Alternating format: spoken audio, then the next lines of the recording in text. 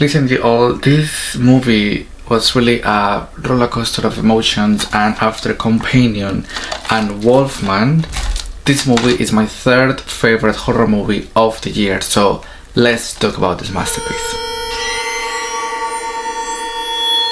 What's up everyone, welcome back to another video here on my channel Royal Horror. As always, I'm so pleased to have you here on my channel. I know your life is busy, I know you're going through so much, so I really appreciate the fact that you clicked on this video to deciding to spend some time with me talking about horror movies or movies in general, especially brand new movies.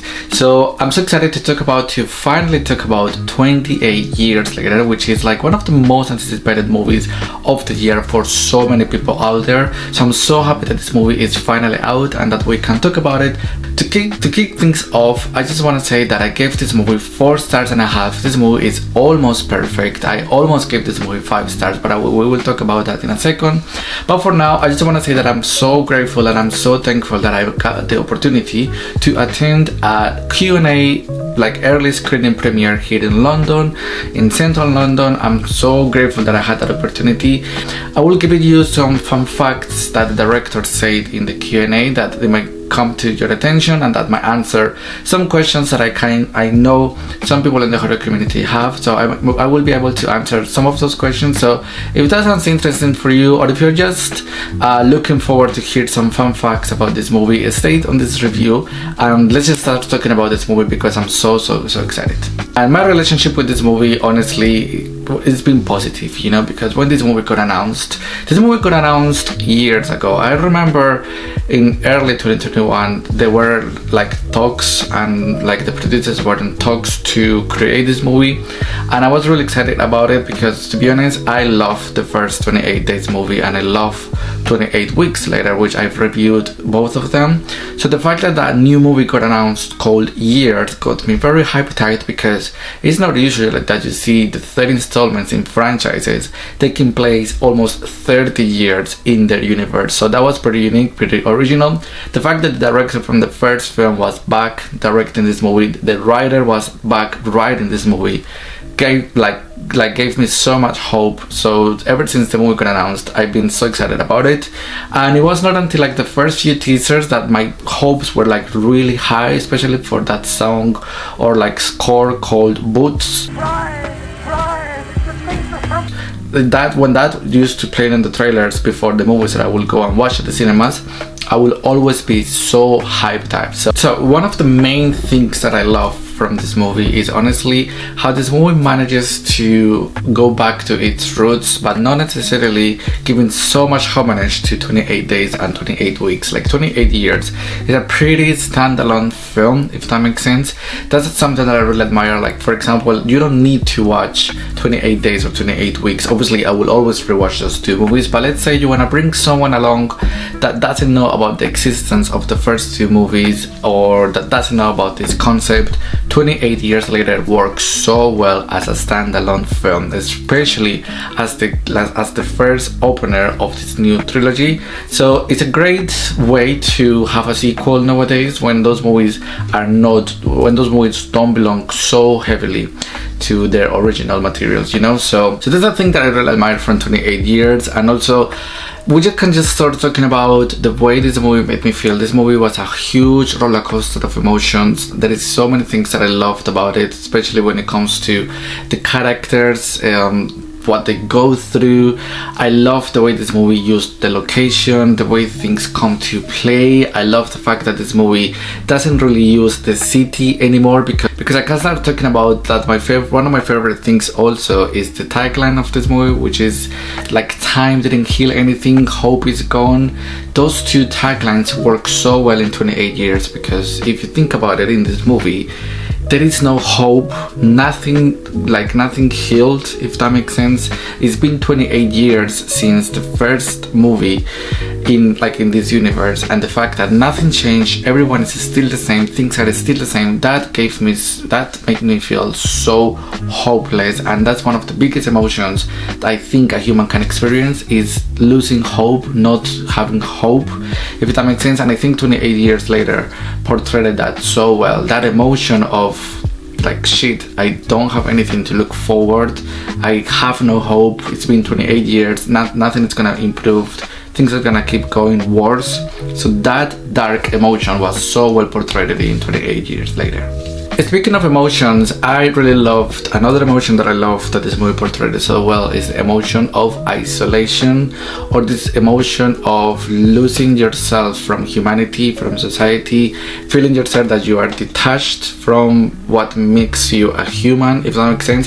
And I'm not even talking about the infected, which we're gonna be talking about them in a second.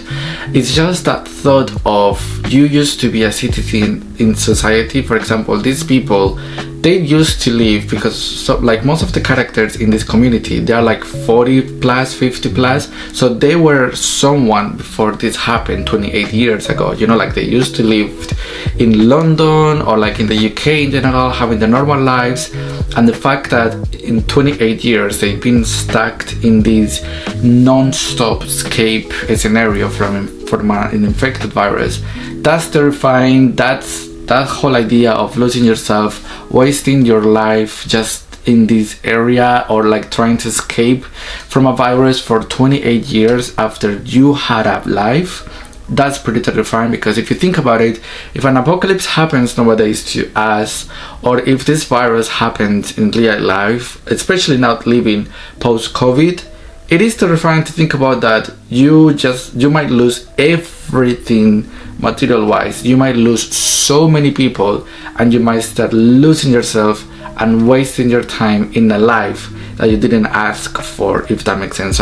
And we can just start talking about some fun facts here, because I will be throwing them as I review this movie. Because, for example, the director, he wanted to communicate the message, especially because obviously he's from the UK, this movie takes place in the UK, and he wanted to communicate the message of how the UK has lost some of its spark in the last couple of years, especially after Brexit, and how the UK has become slightly this isolated town from Europe. And obviously not as extreme as in the movie, but the metaphor is there. You know, this movie works as a metaphor because, as you know, the UK is not part anymore of the European Union, so that there is a detachment. You know, Brexit happened, a lot of like immigration laws are taking place nowadays. Like, it's hard to come to UK even as a tourist, even if you come from Europe, you know, like there is so many regulations out there, and like people were against the Brexit, and it happened like against their will to so many like locals and things like that. So the director, that's the main idea why this movie wanted to take place in this isolated town 28 years after, to communicate that message of how a country that used to be the way that it was and became this, if that makes sense. And that's why this director say that the first movie takes place in London, because he wanted to have that message of coming from London to a small town that nobody really knows where it's at, if that makes sense. So that whole contrast of detaching yourself from society, again, so beautifully portrayed. If we talk about the landscape in this movie, I don't even know what to say about it, because it was incredible. It was so perfect, the way this movie used nature. Because I can start talking about how the humans in this movie, they left their metropolitan life and they connected in a way with nature. And if you think about it, we all go back to nature, you know, like nature is what doesn't change in a way, you know, like you can build so much stuff on a lanyard or in any areas, and nature will always be there. And that's something that the director wanted to do. Like, the main reason why he wanted to make this movie in this like countryside of the United Kingdom is because he wanted to give the message of how, because of this virus that was happening for 28 years, humans, they went back to nature, you know, they went back to like centuries ago. Even though this movie is taking place in the 2020s, let's say, or in a modern era, everyone feels like it belongs to the 1920s, 1930s, you know, because of the way they are dressing up, the things that they're doing in this community. Like, you wouldn't think that these people are living in a modern time, you know. And that's why the director wanted to have this movie taking place in this landscape, to communicate the fact that because of this virus that has been happening for 28 years, humanity has been going backwards against their will. Like, there is no room to improve, there is no time to heal, there is no time left, there is no time to have hopes in your life. All you gotta do is just live, currently live in disgusting conditions and things like that. That's what I'm saying, that this movie, it's just amazing that this movie felt like it was taking place in the 1930s, even though these people are living in a modern time in the 2020s, let's say. That brings me to the point of the infected people. We can start talking about them, and I can start giving some answers or some fun facts that I heard at the Q&A with the director, because you might be thinking, and I've seen some people asking the questions on social media of why are the infected and these people look so weird, they don't really look like your common zombies, especially like the zombies from the first film or from the second film. Like, why did the zombies, the infected in this movie, they look so weird, they look like actual animals? Why are they all of them naked? And I have the answers, I have the fun facts here to answer these questions, because we talked with the director, and the answers that he gave were basically that the reason why these infected people are like this is because they, like, some of these people grew up as infected, you know, or some of these people, they've been infected for so long that they lost that human sense to think like a human, you know, and go backwards to the roots, which are primates, if that makes sense. So that's impressive. The director just wanted to communicate this message of how this infected virus controlled society to the point of making sure that humans were losing their human self. And that's why they infected in this movie. That's why all of them are naked. That's why all of them are like looking that way. That's why all of them, they look that disgusting, because they lost that human sense that will make them keep clothes. That's why they are always naked. That's why, like, they're not shaved and things like that, because they're going back to the roots, which are being a primate, and they are connected with nature, you know. So it's like a whole cycle of the infected, you know, being a normal person, then being infected, and then going back to being a primate. And that's why the infected in the first film, on in 28 weeks, they look like your most they look like your regular infected virus kind of look like a person in a horror movie. Because it was just happening, you know. It was just 28 days after, it was just 28 weeks after, but because it's been 28 years, you can't live like that for 28 years. So of course you're not gonna be a human anymore. Imagine living like an infected, being alive but not being alive for 28 years. And the director said, I think that happened in real life. The only great answer is going back to being a primate, going back to being to our roots as humans, or where humans come from. He said that's the only explanation that I could give of where will this infected virus take humanity. That for me is perfect storytelling. That for me is perfect. It's a perfect script, a perfect thinking for an infected virus. Like, are you serious right now? Like, this is insane. So I love that a lot. And in the movie, as you know, there is so many infected that they don't even talk, they don't even do anything. They're just like on the floor like this, like mermaids, if that makes sense.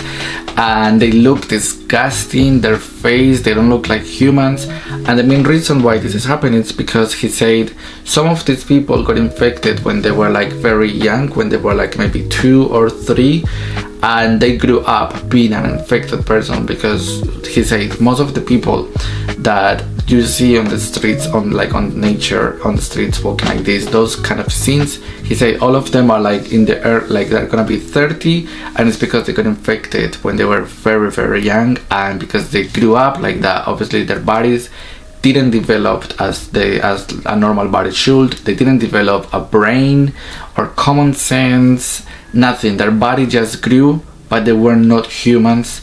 And I think that's terrifying. That's such a unique concept for an infected virus kind of movie. The fact that we got to see how an infected person will grow being an infected. That's something you don't see often. And the fact that we didn't need to spend so much time with them or like with a backstory or anything, that's just impressive.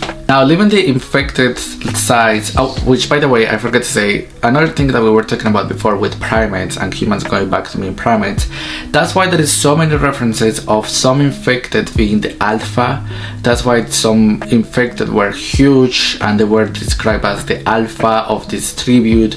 Again, going backwards to live how humans were living centuries ago, if that makes sense. Even though this movie is taking place in a modern time, they were all just acting as how primates, let's say, were living of like centuries and centuries and centuries ago. Perfect storytelling, perfect thinking.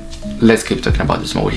I think we can start talking about the characters, because I think the characters is one of the greatest things this movie has going for, especially our main kid and his mother. I think those two characters are perfection, especially the child actor. He is the greatest thing this movie has, because I don't think this movie would have worked if he didn't perform the way he did, or even if they casted someone else. Like, I don't think this movie will have worked with another child actor. And the fact that he's new, this is his first movie, this is his first horror movie, so it is impressive, and his emotions communicated so well with me, or like with the audience in my screening, and I'm seeing that everyone is reacting so well to this movie. This character, this kid, portrayed the idea of fear, of not knowing what's happening.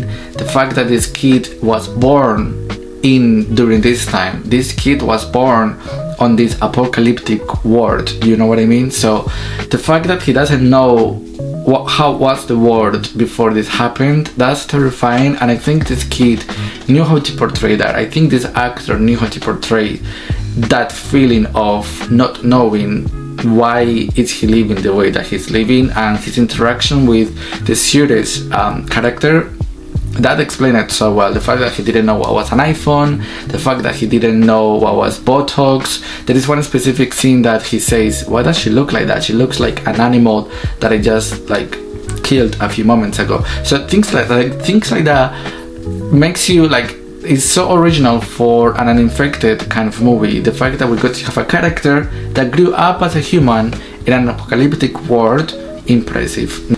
I've been shooting 20 minutes. I need to control myself, because if I keep talking, this video is gonna be an hour and we don't want that. So if we can start talking quickly about the mother, the father, and the other characters overall. The mother, I'm content myself to not cry while doing this review, because I cried so much on this movie with the scenes with the mother, because all I could think about was my mom. And even though my mom is fine and all of that, is the fact that you just never know when things can happen to your relatives. It's just, you never know what could happen to your mother, to your partner, brother, sister. And I think this movie communicated that so well. Again, I'm containing myself to not cry on this review, but the whole interaction with the kid and the mother was so strong.